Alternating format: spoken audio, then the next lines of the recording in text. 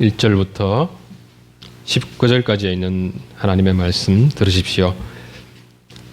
산발락과 도비아와 아라비아 사람 게셈과 그 나머지 우리의 원수들이 내가 성벽을 건축하여 허물어진 틈을 남기지 아니하였다 함을 들었는데 그때는 내가 아직 성문에 문짝을 달지 못한 때였더라.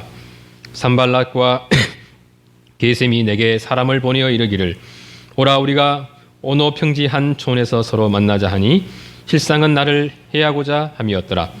내가 곧 그들에게 사자들을 보내어 이르기를 내가 이제 큰 역사를 하니 내려가지 못하겠노라. 어찌하여 역사를 중지하게 하고 너희에게로 내려가겠느냐 하매 그들이 4번이나 이같이 내게 사람을 보내되 나는 꼭같이 대답하였더니 산발랏이 5번째는 그 종자의 손에 봉하지 않은 편지를 들려 내게 보냈는데 그 글에 이르기를 이방 중에도 소문이 있고 바스무도 말하기를 너와 유다 사람들이 모반하려 하여 성벽을 건축한다 하나니 내가 그 말과 같이 왕이 되려 하는도다. 또 내가 선지자를 세워 예루살렘에서 너를 들어 선전하기를 유다의 왕이 있다 하게 하였으니 지금 이 말이 왕에게 들릴지라. 그런즉 너는 이제 오라 함께 의논하자 하게 할기로 내가 사람을 보내어 그에게 이르기를 내가 말한 바 이 일은 없는 일이요 내 마음에서 지어낸 것이라 하였나니 이는 그들이 다 우리를 두렵게 하고자 하여 말하기를 그들의 손이 피곤하여 역사를 중지하고 이루지 못하리라 함이라. 이제 내 손을 힘있게 하옵소서 하였노라. 이후에 무헤다벨의 손자 들라야의 아들 스마야가 두문불출하기로 내가 그 집에 가니 그가 이르기를 그들이 너를 죽이러 올 터이니 우리가 하나님의 전으로 가서 외소 안에 머물고 그 문을 닫자. 저들이 반드시 밤에 와서 너를 죽이리라 하기로 내가 이르기를 나 같은 자가 어찌 도망하며 나 같은 몸이면 누가 외소에 들어가서 생명을 보존하겠느냐. 나는 들어가지 않겠노라 하고 깨달은즉 그는 하나님께서 보내신 바가 아니라 도비아와 산발랏에게 뇌물을 받고 내게 이런 예언을 함이라. 그들이 뇌물을 준 까닭은 나를 두렵게 하고 이렇게 함으로 범죄하게 하고 악한 말을 지어 나를 비방하려 함이었느니라. 내 하나님이여 도비아와 산발랏과 여선지 노아다와 그 남은 선지자들 곧 나를 두렵게 하고자 한 자들의 소행을 기억하옵소서 하였노라. 성벽 역사가 52일 만인 엘룰월 25일에 끝남에 우리의 모든 대적과 주위에 있는 이방 족속들이 이를 듣고 다 두려워하여 크게 낙담하였으니 그들이 우리 하나님께서 이 역사를 이루신 것을 알미니라. 또한 그때에 유다의 귀족들이 여러 번 도비아에게 편지하였고 도비아의 편지도 그들에게 이르렀으니 도비아는 아라의 아들 스가냐의 사위가 되었고 도비아의 아들 여호하난도 베레가의 아들 무슬람의 딸을 아내로 맞이하였으므로 유다에서 그와 동맹한 자가 많음이라.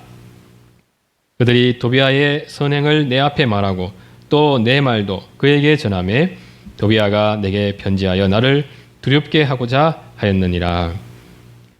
경배송은 근찬송 86쪽입니다.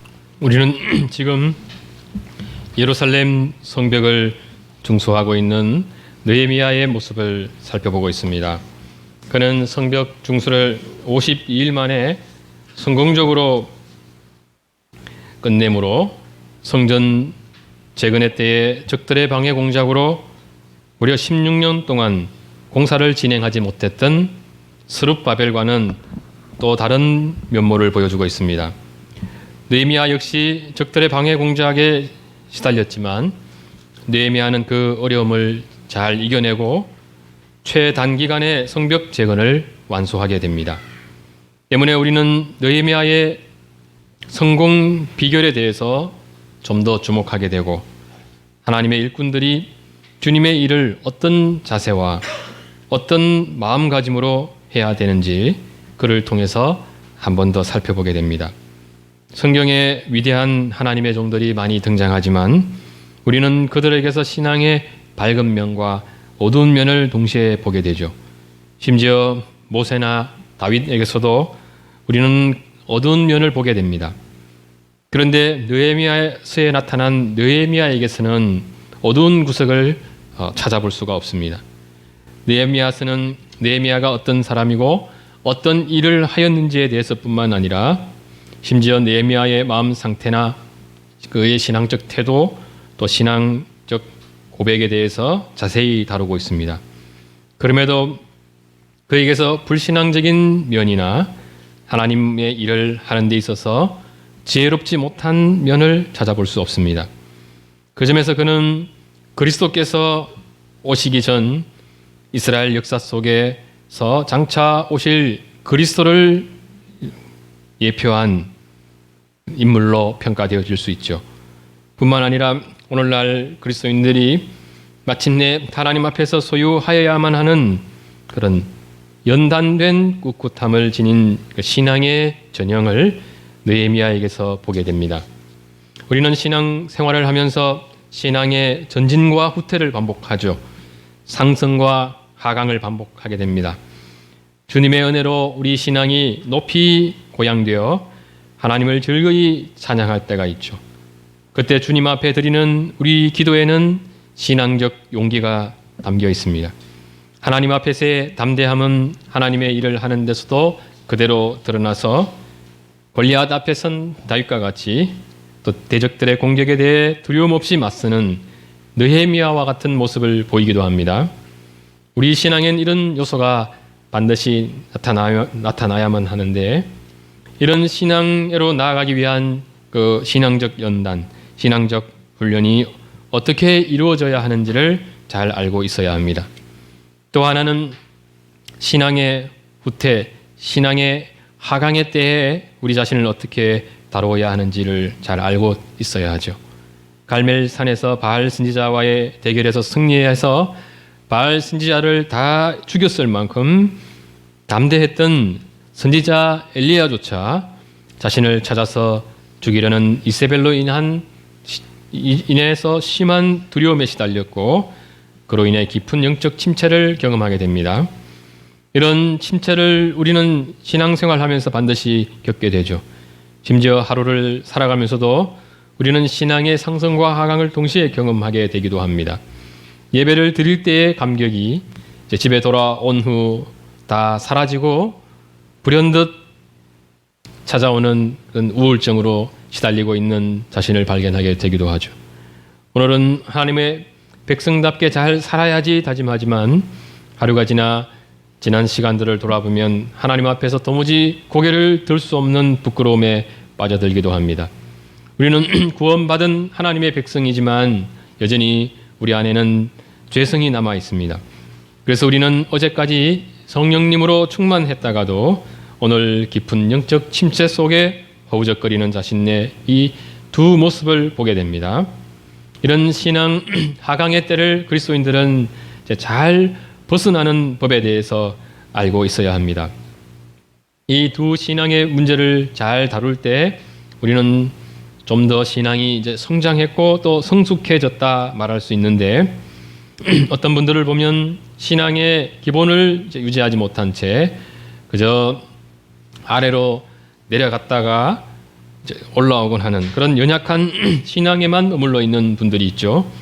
또 어떤 분들은 자신의 신앙이 지금처럼 항상 좋을 수 있으리라 생각하면서 연약함을 잘 생각하지 않습니다. 자신이 얼마나 연약함에 떨어질 수 있는지를 충분히 경험해 보지 못한 분들은 내 신앙의 좋고 나쁘고가 나의 신앙적 노력, 여하에 달려 있다 생각하기 쉽겠죠. 이런 분들은 신앙적 행위를 강조하면서 자칫 율법주의적 신앙을 띠기 쉽습니다. 이런 분들은 신앙생활을 왜 저것밖에 못하는가 잘 이해를 못하죠. 왜 신자들이 기도하지 않는지, 왜 기도를 1시간 이상씩 하지 못하는지, 왜 그 소중한 하나님의 말씀을 날마다 읽지 않는지 이해하지 못합니다. 그래서 이런 분들에게 우리가 신앙 상담을 받게 되면 상담자에게 이해의 대상이 되기보다는 정죄의 대상이 되기가 쉽습니다. 이런 분들은 자신의 신앙이 얼마나 저 아래로 떨어질 수 있는지를 아는 것이 필요할 것입니다.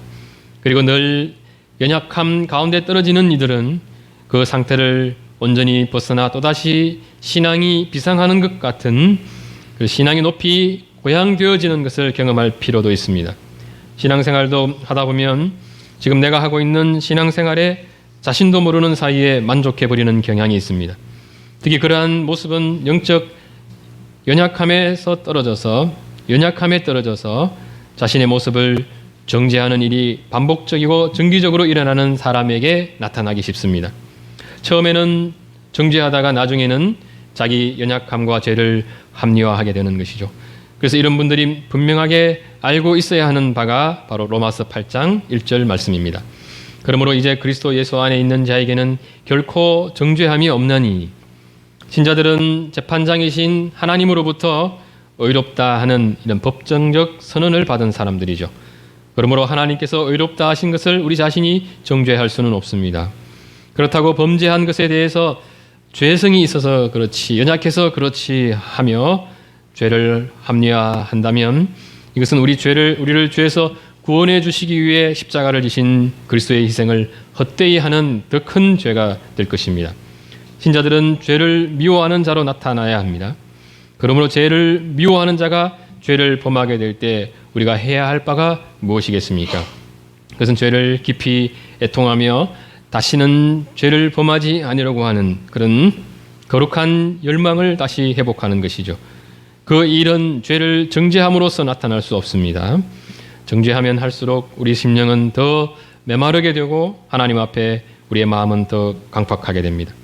이것은 학대받은 사람들에게서 나타날 수밖에 없는 그런 모습과 같죠. 우리 마음이 가난하고 애통한 마음이 되는 것은 주님의 용서를 다시 받아들이는 것을 통해서 나타나게 되죠. 주님으로부터 다시 은혜를 받고 위로와 용서와 사랑이 그 심령에 다시 채워지게 될 때 우리는 비로소 우리 죄를 애통해 할 수 있는 그런 참된 회개로 나아갈 수 있습니다. 그래서 사도 바울이 이렇게 말씀하죠. 육신을 따르지 않고 그 영을 따라 행하는 우리에게 율법의 요구가 이루어지게 하려 하심이니라. 영적 투쟁의 초점이 어디에 맞추어져 있어야 하는지를 잘 보여주는 말씀입니다. 우리는 기본적으로 죄를 이길 수 있는 힘이 없습니다. 주님의 도우심 없이 내 힘으로 죄를 이기려고 한다면 점점 더 죄의 종로로 탈 수밖에 없는 자신을 발견하게 되죠. 우리가 아는 모든 중독의 문제들은 죄가 우리를 얼마나 강하게 속박할 수 있는지를 잘 보여줍니다. 이 문제를 해결하기 위한 상담의 그 성공 가능성이 높지 않다는 것을 알죠. 그래서 요즘은 약물 치료를 많이 하지 않습니까? 더 좋은 약이 나오면 해결될 수 있을 것이라 생각하죠. 그러나 새로운 중독의 문제들은 계속해서 그 형태를 달리하여 나타나고 있습니다. 인간의 죄성을 죽이는 것은 오로지 하나님의 은혜밖에는 없습니다. 그리스도인들에게도 얼마든지 이런 중독의 문제들이 나타날 수 있겠죠. 그래서 그 문제를 해결해 보려고 노력해 보면 이것이 불가능하다는 것을 알게 됩니다. 이제 술을 끊고 싶은데 끊어지지 않는 것을 발견하게 되죠. 그때 그리스도인들이 해야 할 것은 나의 연약함에 집중하는 것이 아닙니다. 하나님께 집중하는 것입니다. 그래서 내 안에 하나님의 은혜를 살려가는 일에 집중해야겠죠. 그럼에도 아직까지 중독의 문제가 해결되지 않을 수 있습니다. 그때도 그리스도인들이 해야 할 것은 내 안에 하나님의 은혜를 살려가는 일 외에 우리가 달리 할 것이 없습니다. 은혜를 잘 살리기 위한 그런 살림꾼 노릇을 잘 해야 하는 거죠. 그렇게 해서 주님의 은혜가 우리 심령을 주장하기 시작하면 우리는 우리의 죄성을 이길 수 있는 그 힘을 덧입고 있는 자신을 발견하게 되죠. 죄를 멀리할 수 있는 그런 단계별 조치가 가능하다는 것을 알게 됩니다. 그러던 어느 날 이 중독의 문제에서 자유하게 된 자신을 발견하게 되죠. 물론 우리는 그런 후에도 또 죄에 빠질 수 있습니다. 그러나 은혜의 정서들이 살아있는 동안 죄에 지배당할 가능성보다는 이길 가능성이 높아지게 되죠. 이것이 신자들이 영적 침체에서 벗어날 수 있는 사도 바울이 로마서 7장, 8장에서 우리에게 가르쳐주는 대단히 중요한 교훈입니다. 이런 영적 회복의 원리를 잘 알아서 우리는 영적 침체 가운데 놓여진 자신을 가능하면 빠르게 건져낼 수 있어야 합니다. 정죄하는 것이 아니라 내가 죄 중에라도 주님 앞에 나아가는 것이죠. 죄에 대한 용서와 신앙의 회복은 주님에게 속한 것임을 믿으면서 그때도 우리는 주의 긍휼을 구해야만 하는 것입니다. 그렇게 하여 그리스도인들이 궁극적으로 나아가야 할 곳은 이제 거룩함이고 또 성령님으로 충만하게 되는 것이죠. 복음을 전파하는 영적 군사로서의 담대함 나타나야 합니다. 늘 땅에 있는 것만 바라보는 우리 시선을 높이 들어서 위에 있는 것, 하나님의 영광과 또 하나님께서 완성하실 그 나라를 볼 수 있어야 합니다. 나의 삶의 울타리를 넘어서서 우리는 타인을 섬기는 삶으로 나아가야 하겠죠. 나 자신만을 위해서 기도하는 것이 아니라 교회의 다른 지체를 위한 기도에도 간절함이 서며 있게 해야 합니다. 우리 교회만을 위해서 사는 것이 아니라 주님의 몸된 교회를 바라보아야 하고 가깝게는 한국 교회를 위한 헌신회로 가야 되죠. 우리는 자칫 그런 신앙은 저 오지랖만 넓은 신앙으로 폄하하기 쉽습니다. 내 신앙 하나 단돌이 잘 못하는데 다른 사람까지 신경 쓸 일 없다 생각하기 쉽겠죠. 그러나 주께서 우리를 성령님으로 충만하게 하실 때 우리는 우리의 관심과 또 삶과 우리 기도의 지경이 넓어지는 것을 경험하게 되고 주께서 우리를 그렇게 인도해 가시는 그 거부할 수 없는 주님의 은혜를 경험하게 됩니다. 느헤미야는 바사 제국의 왕실에서 편안하게 잘 먹고 잘 살 수 있는 사람이었습니다. 그런 그가 먼 고국으로 돌아가 무너진 성벽을 재건하려 했던 까닭은 무엇이겠습니까?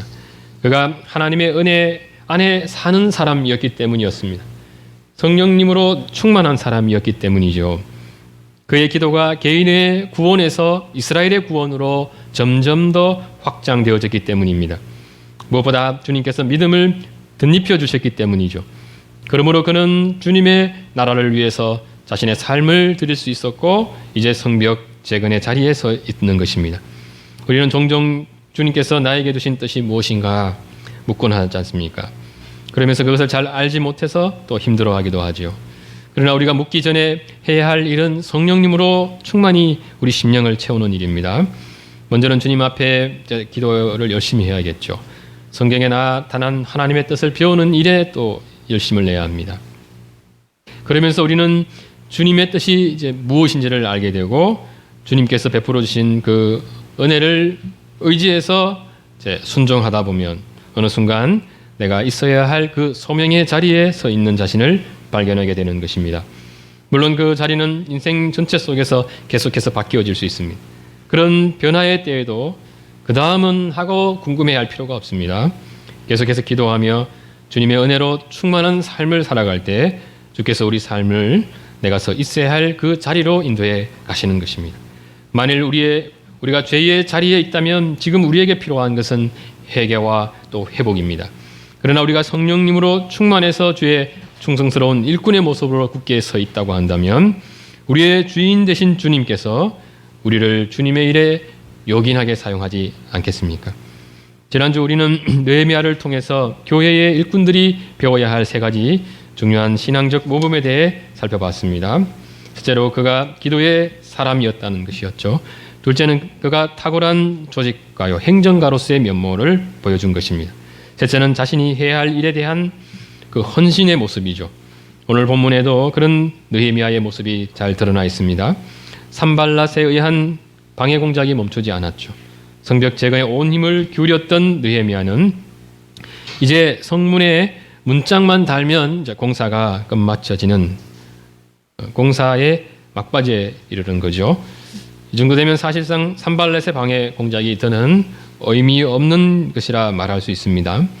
그런데도 산발랏이 느헤미야를 계속해서 주시할 수밖에 없었던 이유가 있죠. 성벽 재건이 완공될 경우에 이제 달라지게 될 유다의 위상 때문입니다. 성전에 이어 성벽 재건의 역사가 이루어졌다는 것은 유다 회복에 대한 대단히 상징적인 의미가 있습니다. 성벽이 재건된다는 것은 특히 유다의 정치, 종교, 군사적 측면이 강화되는 것을 의미하죠. 그렇게 유다의 위상이 올라가게 될 때 팔레스틴 지역에서 사마리아의 입지, 사마리아 총독인 산발랏의 입지는 좁아질 수밖에 없습니다. 그것을 잘 아는 산발랏은 성벽 재건을 방해하는 차원을 이제 넘어서서 느헤미야를 죽이려는 음모를 꾸미게 됩니다. 산발랏은 느헤미야에게 사람을 보내어서 오노 평지 한 촌에서 서로 만나자고 제안합니다. 구체적인 장소는 느헤미야가 정하도록 함으로써 살해 음모를 숨기고자 했죠. 그런데 느헤미야는 이미 그 사실을 알고 있었습니다. 그만큼 느헤미야는 모든 일에서 아주 치밀함을 보여주고 있습니다.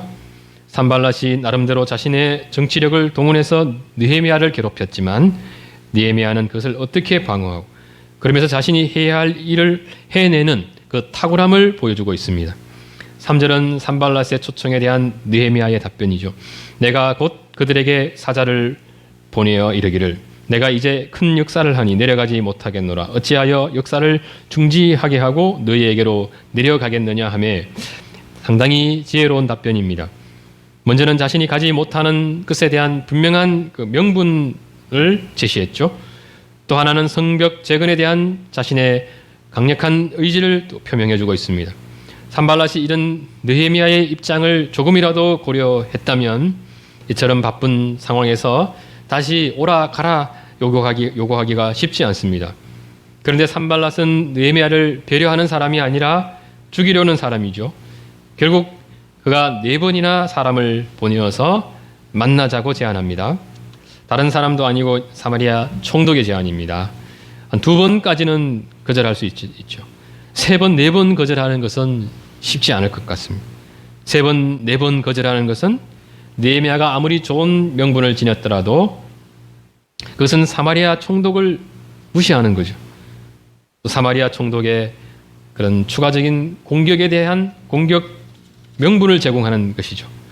살해 의도를 안 이상 느헤미야가 자신을 보호하며 만나고자 했다면 만나러 갈 법한 또 그런 상황이기도 합니다. 그런데도 느헤미야는 그를 만나주지 않습니다. 그 이유를 우리는 산발랏의 살해 음모에서만 찾을 수는 없죠. 결정적 이유는 3절에 기록된 바와 같이 성벽 재건 때문이라 할 수 있습니다. 느헤미야가 성벽 재건을 사마리아 총독을 만나는 일보다 더 우선시했기 때문이죠.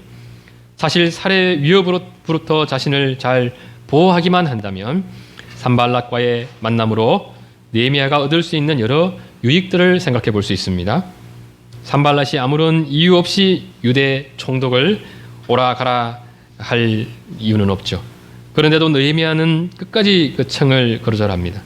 그것은 성벽 재건에 대한 그의 열심 때문이고 성벽 재건에 대한 열심, 그것이 곧 하나님을 향한 열심이었다는 것을 고려할 때 느헤미야는 이 산발랏의 문제를 정치적으로 보기보다는 하나님의 뜻을 회방하는 영적 대적으로 보았음이 분명해 보입니다. 그러므로 이것은 타협의 여지가 없는 것이죠. 만일 산발랏이 거절을 명분 삼아 공격한다면 그와 맞서 싸울 것까지도 느헤미야는 이미 고려하고 있었을 것입니다. 우리가 하나님의 일을 할 때 영적 분별력을 덧입는 것이 대단히 중요합니다. 산발랏의 문제는 교회 밖에서도 있지만 안에도 있죠. 예수님께서 인자가 고난을 받고 장로들과 제사장들과 서기관들에게 버림받아 죽임당하고 하면서 이렇게 제자들에게 가르칠 때 베드로가 듣고 있다가 예수님을 붙들면서 항변합니다. 성경 보면 이제 꾸중한다고 나오죠. 그때 주님께서 베드로를 꾸짖죠. 사탄아 내 뒤로 물러가라 하셨습니다. 이 순간만큼은 베드로가 바로 주님의 대적자 산발랏이라 할 수 있겠죠. 초대 교회에서 아나니아와 삽비라가 결과적으로 교회의 거룩성을 위협하는 대적자로 나타나게 되었습니다. 때로는 주님을 믿지 않는 자들의 극심한 핍박과 회방을 통해서 하나님의 일이 방해받게 됩니다. 그리고 때로는 하나님의 뜻에 순종하지 못하는 우리의 불순종이 하나님의 역사를 방해하는 요소가 되기도 하죠. 남편에게 아내가 남편에게 때로는 하나님의 일을 방해하는 대적자로 나타나기도 합니다. 그만큼 사탄의 역사는 교활합니다. 사탄은 주님을 쓰러뜨리려 했던 것처럼 이제는 교회를 쓰러뜨리려고 하고 하나님의 백성들을 쓰러뜨리려고 하죠. 이에 대해서 교회들이 영적 분별력을 잃게 되면 주님의 일을 방해하면서도 때로는 그 일이 주님을 위한다고까지 착각하게 됩니다. 느헤미야 역시 얼마든지 산발랏과 잘 지내는 것이 유다의 재건에 대단히 중요하다고 생각할 수 있습니다. 영적 감각이 더 떨어지게 되면 내게 유익한 것이 결국 하나님께도 유익한 것이라 이렇게 생각하게 되죠. 그런데도 그가 그렇게 생각하지 않고 산발랏을 대적자로 분명하게 규정한 것은 그가 모든 생각을 하나님을 중심으로 했기 때문입니다. 하나님께서 자신을 고국으로 부르신 것, 또 고국으로 오기까지 그 많은 선한 손길을 베푸신 것은 너가 그 성벽 재건에 전심전력해라, 그 일을 완수하라고 부르신 것에 대한 분명한 인식이 있었던 것이죠. 그러므로 주님의 일을 방해하는 그 세력을 영적 대적자로 분명히 규정할 수 있었을 것입니다. 우리가 주님의 일을 할 때 먼저는 이것이 과연 주님께서 원하시는 일인가를 생각해야 합니다. 이 일을 할 때 우리가 중요하게 생각하는 것이 바로 우리 교회들이 당회나 재직회 또 공동회의를 갖는 것이죠. 혼자만 생각하는 것이 아니라 교회의 구성원들이 함께 기도하고 대화하고 주님의 말씀을 살피면서 뜻을 찾아가게 됩니다. 그리고 각각의 성도들은 교회 공동체를 위한 일을 할 때 교회의 질서 속에서 주님의 뜻을 찾아가는 법을 배워가야 합니다. 저도 이해 잘 안 됩니다. 혼자서 늘 이렇게 결정하고 혼자 하는 그런 게 이제 남아 있어가지고 우리 교회의 그 질서에 따라서 잘 하지 못할 때가 많은데, 이제 언약교회에서 목회하면서 조금씩 배워가고 있습니다. 당회도 없었는데 없던 당회에서였기 때문에 어떻게 이제 그 역할을 해야 되는지 잘 몰랐는데 조금씩 그 모임을 가지면서 그 역할을 배워가고 있습니다. 자녀 교육의 문제를 고민하면서 주님의 뜻을 찾을 때도 우리가 교회와 함께 찾는 법 배워가야 합니다. 직장을 구하는 것, 결혼을 하는 것도 마찬가지죠. 교회를 중심으로 우리 삶이 어떻게 이루어져야 하는지를 교회와 함께 고민하고 또 주님의 뜻을 찾는 법을 배워가야 합니다. 그렇게 공동체가 주님의 뜻을 함께 찾아갈 때 최종적 권위는 늘 성경에 나타난 하나님의 말씀에 있는 것이죠. 교회의 결정이 하나님의 뜻에 부합할 때 이것은 하나님의 뜻으로 우리가 안전하게 받아들일 수 있을 것입니다. 그러나 그렇지 않을 때는 심지어 교회 공동체의 결정조차 주님의 뜻에 의한 지속적인 수정이 이루어져 가야 합니다. 물론 이 일 역시 교회의 질서 속에서 이루어지는 것은 언제나 중요한 일이죠. 그동안 한국교회 속에서 한 개인이 이것이 하나님의 뜻이다 하며 교회의 질서를 어지럽히고 교회를 위기에 빠뜨린 경우가 많았습니다. 이는 하나님께서 세우신 교회가 무엇인지를 제대로 배우지 못했기 때문이고 그 질서 속에서 살아가는 법을 배우지 못했기 때문입니다. 무엇보다 주님께서 지난날 교회를 통해서 우리에게 물려준 소중한 신앙 유산들을 상속받지 못함으로 신앙의 정통성에서 이탈했기 때문입니다. 본인은 기도하면서 스스로는 대단히 신령하다 생각할 수 있습니다.